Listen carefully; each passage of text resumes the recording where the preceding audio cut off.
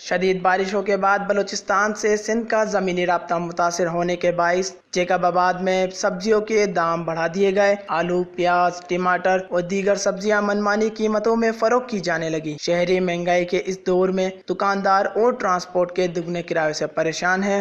Monsoon کی شدید بارشوں کے بعد بلوچستان کے علاقے بولان کے قریب پنجرا پل بہہ جانے سے بلوچستان سے براستہ جیکب آباد آنے والی سبزیوں کے دام بھی بڑھا دیے گئے۔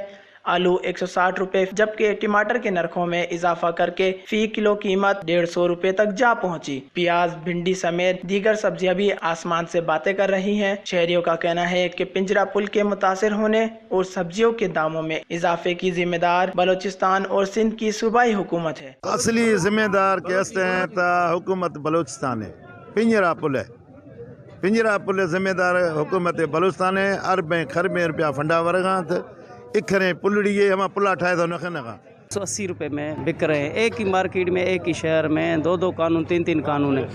اور آلو کا میں آپ کو دعویٰ کے ساتھ کہوں، کسی پر 120 روپے کلو آلو دے رہے ہیں، کوئی 140 روپے آلو دے رہے ہیں، کوئی کہتے ہیں نئے آلو ہیں 180 روپے ہے۔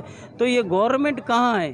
یہ عوام کو دن دیہڑے دونوں ہاتھوں سے لوٹا جا رہا ہے۔ عوام تو اپنی جگہ، لیکن دکاندار کا سڑک سے رابطہ منقطع ہونے کے باعث ٹرانسپورٹ کے اضافی کرایوں کا رونا روتے ہوئے نظر آ رہے ہیں۔